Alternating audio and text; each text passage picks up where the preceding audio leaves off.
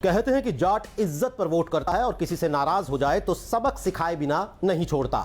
पश्चिमी यूपी में तो एक कहावत भी है, जिसके जाट उसके ठाठ। यही जाट आजकल किसान आंदोलन के तंबू के नीचे लामबंद हो रहा है और पॉलिटिकल पार्टियों की बेचैनी बढ़ रही है।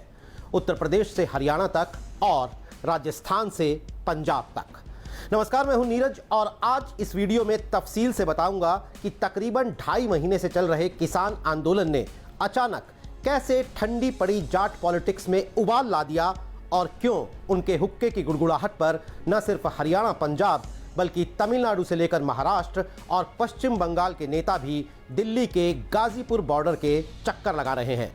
लेकिन सबसे पहले देखिए ये तस्वीर।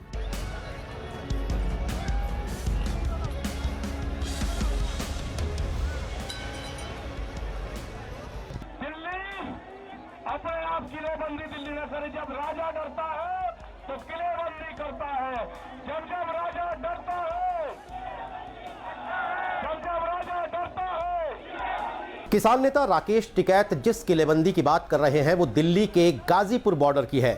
लेकिन 3 फरवरी को जींद के कंडेला गांव में उमड़े किसानों के जनसैलाब ने उन्हें वो आत्मविश्वास दे दिया कि वो सीधे राजा को ललकारने लगे। इससे पहले यूपी के मुजफ्फरनगर में भी 29 जनवरी को किसानों की विशाल महापंचायत हुई थी, लेकिन जींद का जमावड़ा 2 मायनों में अहम है। पहला ये कि टिकैत पश्चिमी यूपी के किसान नेता हैं। हरियाणा के जाट पश्चिमी यूपी के जाटों को जमुना पार वाला कहते हैं और दूरी बनाकर रखते हैं। रहन सहन, खान पान, आबो हवा सब एक जैसा होने के बावजूद हरियाणा और पश्चिमी यूपी के जाट एक दूसरे के इलाके में शादी ब्याह भी कम करते हैं।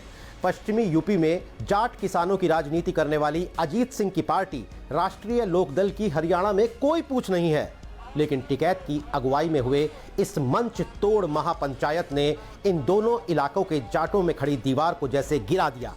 जींद महापंचायत में 50 खापों के नुमाइंदे थे, जो एक बड़ी बात है।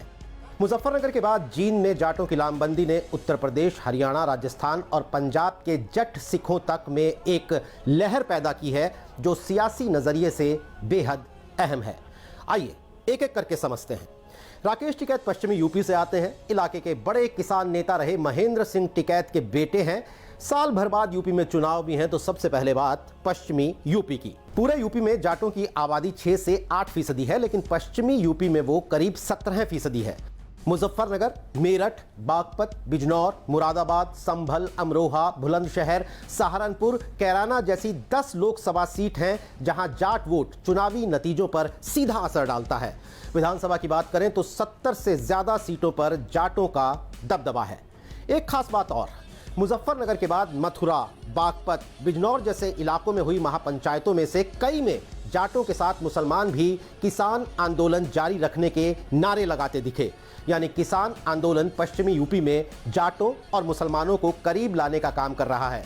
जाटों के नेता चौधरी चरण सिंह 1970 में यूपी के पहले गैर कांग्रेसी सीएम बने थे। वो अजगर और मजगर की पॉलिटिक्स करते थे। अजगर यानी आहिर, जाट, गुज्जर और राजपूत, और मजगर मतलब मुसलमान, जाट, गुज्जर और राजपूत। लेकिन सितंबर 2013 के दिल दहला देने वाले मुजफ्फरनगर दंगों ने जाटों और मुसलमानों की नज़दीकी को पूरी तरह खत्म कर दिया।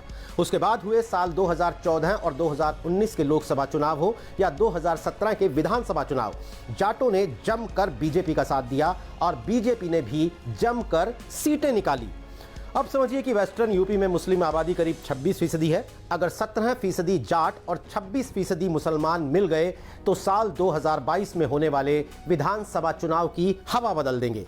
यही वजह है कि पश्चिमी उत्तर प्रदेश में बीजेपी के संगीत सोम, संजीव बालियान और सत्यपाल सिंह जैसे मुखर नेता सीन से गायब हैं और राष्ट्रीय लोकदल के जयंत चौधरी किसानों की हर पंचायत में नजर आ रहे हैं। महापंचायतों में उमड़ रही भीड़ साफ बता रही है कि जाटों की नाराजगी बीजेपी को भारी पड़ सकती है। अब बात हरियाणा की। हरियाणा में जाटों की आबादी करीब 25% है, लेकिन कहते इसे जाट लैंड ही है। हरियाणा के 55 साल के इतिहास में लंबे वक्त तक जाट नेता ही मुख्यमंत्री बनते रहे।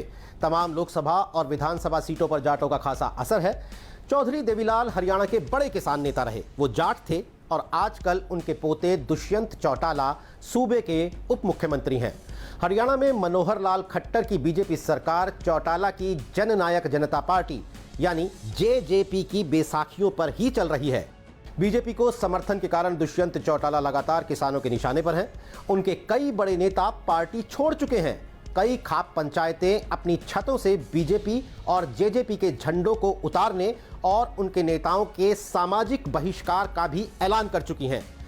चौटाला की राजनीति की बुनियाद ही किसान और जाट है। अगर दबाव में उन्होंने सरकार से समर्थन वापस लिया तो हरियाणा की बीजेपी सरकार गिर भी सकती है।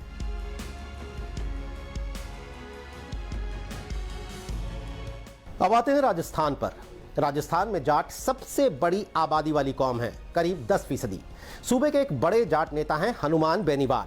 बेनीवाल साहब की राष्ट्रीय लोकतांत्रिक पार्टी एनडीए में शामिल थी, लेकिन बीजेपी को लेकर जाटों के गुस्से को देखते हुए उन्होंने एनडीए का साथ छोड़ दिया है। राजस्थान की 200 विधानसभा सीट में से लगभग आधी पर जाटों का असर माना जाता है। अब चलते हैं पंजाब। दिल्ली के सिंघू बॉर्डर पर चल रहे किसानों के आंदोलन में जो बड़ी तादाद में सिख नजर आ रहे हैं, उनमें ज्यादातर जट सिख हैं।